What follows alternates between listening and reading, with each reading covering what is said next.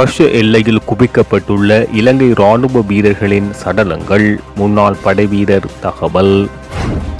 Crypto நாணய பயன்பாட்டில் ஆபத்து, மத்திய வங்கியின் ஆளுநர் அறிவிப்பு. சொகுசு வாகன இறக்குமதியினால் அரசாங்கத்துக்கு ஏற்பட்ட பெருந்தொகை வரி மோசடி. மீண்டும் பாராளுமன்ற உறுப்பினராக முஜிபுர் ரஹ்மான். சூடு பிடிக்கும் ஜனாதிபதி தேர்தல், லட்சக்கணக்கில் அதிகரித்துள்ள புதிய வாக்காளர்கள். அரசாங்கம் வழங்கிய சகல மதுபான அனுமதி பத்திரங்கள் ரத்து செய்யப்படும், சஜித் பிரேமதாசா.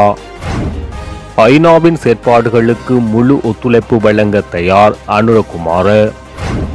தேயிலை தோட்டங்களுக்கான உரமானியம் அதிகரிப்பு, விவசாய அமைச்சர் அறிவிப்பு. காப்போத சாதாரணதர பரீட்சை வடக்கு மாணவர்களின் நலன் கருதி அமைச்சர் எடுத்துள்ள நடவடிக்கை. கொழும்பில் போலி வெளிநாட்டு வேலைவாய்ப்பு நிறுவனம் திடீர் முற்றுகை. தொடர்பான விரிவான செய்திகள். இலங்கையின் நூற்றுக்கணக்கான முன்னாள் படை வீரர்கள் ரஷ்ய எல்லையில் உள்ள கொலைக்களங்களில் உயிரிழப்பதாக அங்கிருந்து தப்பிய முன்னாள் படை வீரர் ஒருவர் பரபரப்பு தகவலை தெரிவித்துள்ளார். இது தொடர்பில் மேலும் தெரிவிக்கையில், இலங்கையில் இருந்து பல குழுக்களால் வெளிநாட்டு வேலைக்காக அனுப்பி வைக்கப்பட்டுள்ள இலங்கையைச் சேர்ந்த 200க்கும் மேற்பட்ட முன்னாள் படை வீரர்கள் உயிரிழந்துள்ளனர். இதே எண்ணிக்கையிலானவர்கள் டொனெட்ஸ்க் போன்ற பிராந்தியங்களில் உள்ள வைத்தியசாலைகளில் சிகிச்சை பெற்று வருகின்றனர். கியூபா போன்ற நாடுகளில் இருந்து பெருமளவு கூலிப்படையினர் காணப்படுகின்றனர். ரஷ்ய உக்ரைன் போர்க்களங்களில் ஆட்களை சேர்ப்பது கடந்த 3 மாதங்களில் தீவிரமடைந்துள்ளது. கடந்த வருடம் ஒவ்வொரு மாதமும் 3 பேர் அல்லது 4 பேர் சேர்க்கப்பட்டனர் எனவும் குறிப்பிட்டுள்ளார். இந்த நிலையில் ஓய்வு பெற்ற முன்னாள் அதிகாரிகளே என்னை ரஷ்ய உக்ரைன் போர் முனையில் பணியாற்ற தெரிவு செய்தனர். அதற்காக 1.6 மில்லியன் செலுத்தியதாகவும் முகாமில் உதவியாளராக பணியாற்றும் வேலை எனவும் அவர் குறிப்பிட்டுள்ளார். இதன்போது என்னையும் 33 இளைஞர்களையும் ரோஸ்டோவாவில் உள்ள முகாமுக்கு அழைத்து சென்றார்கள். அங்கு 14 நாட்கள் பயிற்சி அளித்தார்கள். நான் அந்த முகாமில் இருந்த வேளை 70 இளைஞர்கள் இருந்தனர். இந்திய பிரஜையான ரமேஷ் என்பவரே இந்த நடவடிக்கைகளின் சூத்திரதாரி என்றும் ரஷ்யாவில் தமிழில் பேசிய ஒருவரே தங்களை வரவேற்றதாகவும் குறிப்பிட்டுள்ளார். இதேவேளை கொழும்பில் நாளாந்தம் 10 அல்லது 15 சுற்றுலா விசாக்கள் வழங்கப்படுவதாகவும் அவை 1 வாரத்துக்குள் கடவுச்சீட்டு விசாவுடன் கிடைப்பதாக அடுத்த சில நாட்களில் அவர்கள் ரஷ்யாவுக்கு அனுப்பப்படுவதாக தெரிவித்துள்ளார்.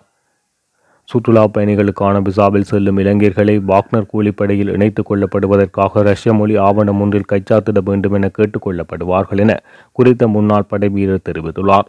இதற்கு சட்டத்தரணி போன்று தோற்றமளித்த இந்திய பெண் ஒருவர் தங்களுக்கு உதவியதாகவும் அவர் முகாம் உதவியாளராக பணிபுரிவதற்கான 1 வருட கால ஒப்பந்தம் என தெரிவித்ததாகவும் அவர் மேலும் தெரிவித்துள்ளார். இந்த நிலையில் ரஷ்யா உக்ரைன் போர் முனையில் இணைந்து கொள்வதற்காக நாட்டை விட்டு வெளியேறிய ஓய்வு பெற்ற பாதுகாப்பு படை உறுப்பினர் ஒருவர் இன்று காலை உக்ரைனிலிருந்து நாட்டுக்கு திரும்பியுள்ளார். நாட்டை வந்தடைந்தவுடன் இவர் கட்டுநாயக்க பண்டாரநாயக்க சர்வதேச விமான நிலையத்தில் குற்றப்புலனாய்வு பிரிவினரால் கைது செய்யப்பட்டுள்ளார். கைது செய்யப்பட்டவர் குளியாப்பிட்டிய பிரதேசத்தில் வசிப்பவர் என தெரிவிக்கப்பட்டுள்ளது.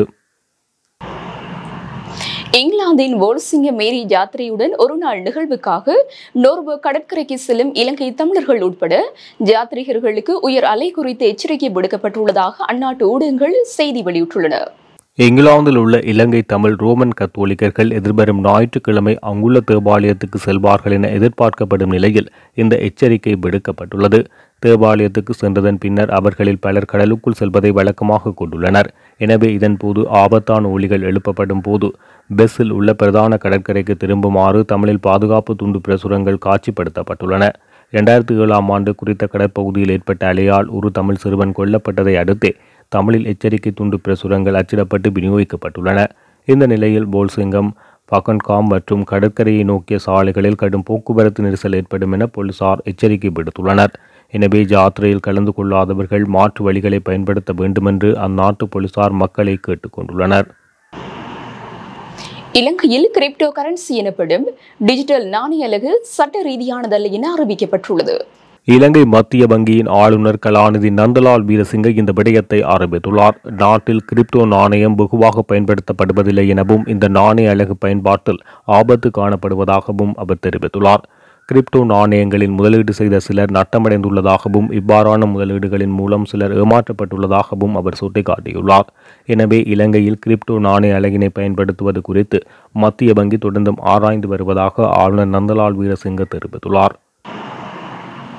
1728 BMW ரக வாகனங்களை இறக்குமதி செய்ததில் பாரிய சுங்க மோசடி இடம்பெற்றுள்ளதாக தெரிவித்த மேன்முறையீட்டு நீதிமன்றம் இது தொடர்பாக புதிய விசாரணை நடத்த சுங்க பணிப்பாளர் நாயகத்திற்கு அனுமதி வழங்கியுள்ளது. பிரஸ்டீஜ் ஆட்டோமொபைல் நிறுவனம் 1728 புத்தம் புதிய வாகனங்கள் வரியில்லா உரிமத்தின் கீழ் குறைந்த விலையில் இறக்குமதி செய்து அரசாங்கத்துக்கு 16 பில்லியன் ரூபாய் வரி வருமானத்தை பறித்தமைக்கு எதிராக முறையான விசாரணையை மேற்கொள்ள நீதிமன்றம் அனுமதி வழங்கியுள்ளது. 2011 முதல் 2014 வரையிலான காலகட்டத்தில் 2016ஆம் ஆண்டு வெளியிடப்பட்ட கணக்காய்வு அறிக்கையில் 1728 வாகனங்கள் இலங்கைக்கு இறக்குமதி செய்யப்பட்டுள்ளதாக தெரிவிக்கப்பட்டுள்ளது. வரியில்லா அனுமதி பத்திரத்தின் கீழ் வாகனங்கள் இறக்குமதி செய்ததன் மூலம் அரசாங்கத்துக்கு 16 பில்லியன் ரூபாய் வரி இழப்பு ஏற்பட்டுள்ளதாக தெரிய வந்துள்ளது. அதன்படி இலங்கை சுங்கப் பிரிவினர் விசாரணை நடத்தி வாகனம் ஒன்றுக்கு 1 லட்சம் ரூபாய் அபராதம் வசூலிக்க நடவடிக்கை எடுத்துள்ளனர். இதன் பின்னர் இலங்கை சுங்கம் விடுத்த வேண்டுகோளுக்கு இணங்க ஜேர்மன் சுங்க அதிகாரிகள் குறித்த வாகனங்களை இறக்குமதி செய்தமை தொடர்பான அறிக்கையை இலங்கை சுங்கத்துக்கு வழங்கியுள்ளதுடன் அந்த அறிக்கையின் அடிப்படையில் இலங்கை சுங்கப் பிரிவினர் மீண்டும் விசாரணைகளை ஆரம்பித்துள்ளனர். விசாரணையை தொடங்கிய பின்னர் மேற்படி வாகனங்களை இறக்குமதி செய்த நிறுவனம் மேன்முறையீட்டு நீதிமன்றத்தில் மனு தாக்கல் செய்து விசாரணை இடைநிறுத்துவதற்கான உத்தரவை பெற்றுள்ளது. அதன் பின்னர் மேன்முறையீட்டு நீதிமன்றத்தின் தலைவர் நீதிபதி நிசங்க பந்துல கருணாரத்ன மற்றும் நீதிபதி சசி மகேந்திரன் அடங்கிய அமர்வு மேன்முறையீட்டு நீதிமன்றம் பிறப்பித்த முந்தைய உத்தரவுகளை ரத்து செய்து மனுதாரர் நிறுவனத்தின் மனுவை செலவுகளுடன் தள்ளுபடி செய்ய உத்தரவிட்டது. இதனையடுத்து முன்னாள் சுங்க அதிகாரி மனுதாரர் நிறுவனம் தாக்கல் செய்த கோரிக்கையை நிராகரிக்குமாறு கோரிக்கை முன்வைத்தார். இந்த நிலையில் சுங்க சட்டத்தின் கீழ் தவறான தகவலை சமர்ப்பித்து உரிமம் பெற்ற நிறுவனம் மோசடி செய்திருப்பதும் மனுதாரர் நிறுவனம் மோசடி செய்திருப்பதும் பின்னர் தெரிய வந்ததால் முறையான விசாரணை நடத்தி உரிய சட்ட நடவடிக்கை எடுக்க சுங்கத்துறை இயக்குநர் ஜெனரலுக்கு சட்டப்பூர்வ அதிகாரம் உண்டு எனவும் இதனால் உரிய மனுவை தள்ளுபடி செய்வதாகவும் தீர்ப்பில் தெரிவிக்கப்பட்டுள்ளது. பாராளுமன்ற உறுப்பினராக முஜிபுர் ரஹ்மான் மீண்டும் ஒன்று சத்திய பிரமாணம் செய்து கொண்டார். சபாநாயகர் மகிந்த ஜாபாபேவத்தின் முன்னிலையில் சற்று முன்னர் முஜிபுர் ரஹ்மான் பாராளுமன்ற உறுப்பினராக சத்திய பிரமாணம் செய்து கொண்டார்.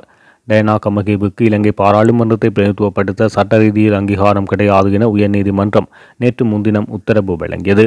சமூக செயற்பாட்டாளரான ஒசர கேரத் தாக்கல் செய்த மனு மீதான விசாரணையின் போது உயர்நீதிமன்றம் இந்த தீர்ப்பை வழங்கியது. டயனா கமகே பிரித்தானிய பிரஜை என்ற அடிப்படையில் அவருக்கு இலங்கை பாராளுமன்றத்தை பிரதிநிதித்துவப்படுத்த சட்ட ரீதியில் அங்கீகாரம் கிடையாது என்ற தீர்ப்பை வழங்குமாறு கோரி இந்த மனு தாக்கல் செய்யப்பட்டமை குறிப்பிடத்தக்கது.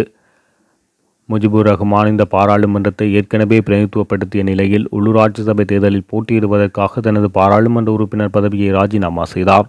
எனினும் உள்ளூராட்சி சபை தேர்தல் பிற்போடப்பட்ட நிலையில் தற்போது வெற்றிடமான பாராளுமன்ற உறுப்பினர் வெற்றிடத்துக்கு அவர் மீண்டும் நியமிக்கப்பட்டுள்ளார். 18 வயதை பூர்த்தி செய்த 10 லட்சம் புதிய வாக்காளர்கள் ஜனாதிபதி தேர்தலில் வாக்களிக்க தகுதி பெற்றிருப்பதாக தேர்தல்கள் ஆணைக்குழு தெரிவித்துள்ளது. இதேவேளை 2024ஆம் ஆண்டுக்கான ஜனாதிபதி தேர்தலில் சுமார் 1,70,00,000 வாக்காளர்கள் வாக்களிக்க தகுதி பெற்றிருப்பதாக அந்த ஆணைக்குழு தெரிவித்துள்ளது. இந்த நிலையில் ஜனாதிபதி தேர்தலுக்கு 1000 கோடி ரூபாய் நிதி ஒதுக்கப்பட்டுள்ளதாகவும் தேர்தல்கள் ஆணைக்குழு தெரிவித்துள்ளது. மேலும் ஜனாதிபதி தேர்தலை நடாத்துவதற்கான அடிப்படை ஏற்பாடுகள் நிறைவடைந்துள்ளதாகவும் தெரிவிக்கப்பட்டுள்ளது. ஜனாதிபதி ரணில் விக்ரமசிங்கே தலைமையிலான அரசாங்கத்தினால் வழங்கப்பட்டுள்ள அனைத்து மதுபான விற்பனை அனுமதி பத்திரங்களும் ரத்து செய்யப்படும் என எதிர்க்கட்சித் தலைவர் சஜித் பிரேமதாச தெரிவித்துள்ளார். தாம் ஜனாதிபதியாக பதவி ஏற்றுக்கொண்டதன் பின்னர் இந்த அனைத்து அனுமதி பத்திரங்களும் ரத்தாகும் என அவர் குறிப்பிட்டுள்ளார். இதன்போது ஆளும் கட்சி எதிர்க்கட்சி என்ற பேதம் பார்க்கப்படாது என அவர் குறிப்பிட்டுள்ளார். தற்போதைய அரசாங்கம் யார் யாருக்கு மதுபான அனுமதி பத்திரங்களை வழங்கியது என்பது பற்றிய தகவல்கள் அம்பலப்படுத்தப்பட வேண்டும் என தெரிவித்துள்ளார். தற்போது நடைபெற்றுக் கொண்டிருக்கும் 2023ஆம் ஆண்டுக்கான கல்வி பொதுதராதர சாதனதர பரீட்சையில் இடம்பெற்ற முறைகேடு தொடர்பில் குற்றப்புலனாய்வு திணைக்களத்தில் முறைப்பாடு பதிவு செய்யப்பட உள்ளது. குறித்த முறைகேடு தொடர்பில் இன்று முறைப்பாடு செய்ய உள்ளதாக பரீட்சைகள் ஆணையாளர் நாயகம் அமித் ஜெயசுந்தர தெரிவித்துள்ளார். கொழும்பில் உள்ள 2 பரீட்சை நிலையங்களிலும் கசலக்க பிரதேசத்தில் உள்ள ஒரு பரீட்சை நிலையத்திலும் இந்த முறைகேடுகள் இடம்பெற்றுள்ளதாக குறிப்பிடப்படுகின்றது. பரீட்சை எழுதியவர்கள் நேற்று வழங்கப்பட்ட ஆங்கில வினாத்தாளை கையடக்க தொலைபேசிகளை பயன்படுத்தி படம் எடுத்து மற்ற தரப்பினருக்கு அனுப்பி விடைபெறும் முயற்சியில் ஈடுபட்டுள்ளதாக கூறப்படுகிறது. குறித்த நேரத்தில் பரீட்சை நிலையங்களில் இருந்த அதிகாரிகள் கையடக்க தொலைபேசிகளை கைப்பற்றியுள்ளதாக பரீட்சைகள் திணைக்களம் தெரிவித்துள்ளது. இந்த நிலையில் பரீட்சை நிலையங்கள் அமைந்துள்ள பகுதிகளில் உள்ள காவல் நிலையங்களில் முறைப்பாடு செய்யப்பட்டுள்ளதாக அமித் ஜெயசுந்தர தெரிவித்துள்ளமை குறிப்பிடத்தக்கது. ஐக்கிய நாடுகள் சபையின் பிரதிநிதிகளால் முன்மொழியப்பட்ட யோசனைகளுக்கு தமது முழு ஒத்துழைப்பையும் வழங்குவதாக தேசிய மக்கள் சக்தியின் தலைவர் அனுரகுமார திசாநாயக்க உறுதியளித்துள்ளார். ஐக்கிய நாடுகள் சபையின் இலங்கைக்கான பதிவிட ஒருங்கிணைப்பாளர் மார்க் என்ரே பிரெஞ்சுக்கும் தேசிய மக்கள் சக்தியின் தலைவர் அனுரகுமார திசாநாயக்கவுக்கும் இடையிலான சந்திப்பு நேற்று இடம்பெற்றது. இதன்போது தமது அரசியல் கலாச்சாரமானது ஆரம்பத்திலிருந்தே ஒழுக்கநெறி கோவையை அடிப்படையாக கொண்டிருந்தது என்பதை வலியுறுத்திய தேசிய மக்கள் சக்தி ஐக்கிய நாடுகள் சபையின் பிரதிநிதிகளால் முன்மொழியப்பட்ட யோசனைகளுக்கு தமது முழு ஒத்துழைப்பையும் வழங்குவதாக தெரிவித்துள்ளமை குறிப்பிடத்தக்கது. இந்த சந்திப்பின் போது இலங்கையின் நடப்பு மனித உரிமைகள் நிலைமை, ஒற்றுமை மற்றும் நல்லிணக்க செயல்முறை பற்றி இரு தரப்புக்கும் இடையில் விரிவாக கருத்துக்கள் பரிமாற்றப்பட்டுள்ளன. தேயிலை தோட்டங்களுக்கு தற்போது வழங்கப்படும் உரமானியத்தை அதிகரிப்பதற்கு தீர்மானித்துள்ளதாக விவசாய அமைச்சர் மஹிந்த அமரவீர தெரிவித்துள்ளார். விவசாய அமைச்சில் நேற்று இடம்பெற்ற கலந்துரையாடலின் போது அவர் இதனை குறிப்பிட்டுள்ளார். இந்த உரமானியத்தை 10 ஏக்கரில் இருந்து 50 ஏக்கர் வரை வழங்குவதற்கு தீர்மானித்துள்ளதாக விவசாய அமைச்சர் மஹிந்த அமரவீர தெரிவித்துள்ளார். இதுவரை 10 ஏக்கருக்கு மாத்திரமே இந்த உரமானியம் வழங்கப்பட்டு வந்த நிலையில் எதிர்வரும் காலங்களில் அதனை அதிகரிப்பதற்கு தீர்மானித்துள்ளதாக விவசாய அமைச்சர் மஹிந்த அமரவீர மேலும் குறிப்பிட்டுள்ளார். நாடளாவிய ரீதியில் தற்போது காப்போது சாதனதர பரீட்சை நடைபெற்று வருகின்ற நிலையில் யாழ்ப்பாணம் மற்றும் கிளிநொச்சி மாவட்டங்களில் மின் கட்டணம் செலுத்தாதவர்களின் மின் இணைப்புகளை துண்டிக்காது நிகழ்வு போக்குடன் செயற்படுமாறு அமைச்சர் டக்ளஸ் தேவானந்தவினால் முன்வைக்கப்பட்ட ஆலோசனைக்கு சாதகமான பதில் கிடைத்துள்ளதாக தெரிவிக்கப்படுகின்றது. வடக்கு மாகாண மின்சார சபையின் பணிப்பாளர் மற்றும் யாழ் மாவட்ட மின்சார சபையின் பொது முகாமையாளர்களுடன் நேற்று மாலை அமைச்சரின் யாழ்ப்பாண அலுவலகத்தில் இடம்பெற்ற சந்திப்பின் போது மேற்படி விடயம் கலந்துரையாடப்பட்டு இணக்கம் தெரிவிக்கப்பட்டுள்ளது. இந்த பரீட்சை காலத்தின் போது மின் கட்டணம் செலுத்தாதவர்களின் மின் இணைப்புகளை துண்டிக்கும் செயற்பாடுகளை துறைசார் தரப்பினர் அண்மையில் முன்னெடுத்துள்ளனர். இந்த நிலையில் குறித்த பரீட்சைகள் நிறைவடையும் வரை யாழ்ப்பாணம் மற்றும் கிளிநொச்சி மாவட்டங்களில் மின் இணைப்புகளை துண்டிப்பதில் நெகிழ்வு போக்கை பின்பற்றுவது மாணவர்களின் நலன்களை பாதுகாக்கும் ஒரு செயற்பாடாக அமையும் என அமைச்சர் டக்ளஸ் தேவானந்தாவினால் ஆலோசனை முன்வைக்கப்பட்டது. இதனை அடுத்தே சம்பந்தப்பட்ட தரப்புகளினால் குறித்த ஆலோசனை ஏற்றுக்கொள்ளப்பட்டுள்ளது. மேலும் நெடுந்தீவில் ஏற்படும் மின்சார பிரச்சினைக்கு தீர்வினை காண புதிய மின்பரப்பாக்கி ஒன்றினை உடனடியாக வழங்குவது தொடர்பாகவும் கலந்துரையாடப்பட்டமை குறிப்பிடத்தக்கது. இத்துடன் ஜெஃப்னக்லரியின் மதிய நேர பிரதான செய்திகள் நிறைவடைகின்றன. மேலதிக செய்திகளை அறிந்து கொள்ள www.jeffnaclery.lk என்ற இணையதளத்தினூடாக இணைந்து கொள்ளுங்கள்.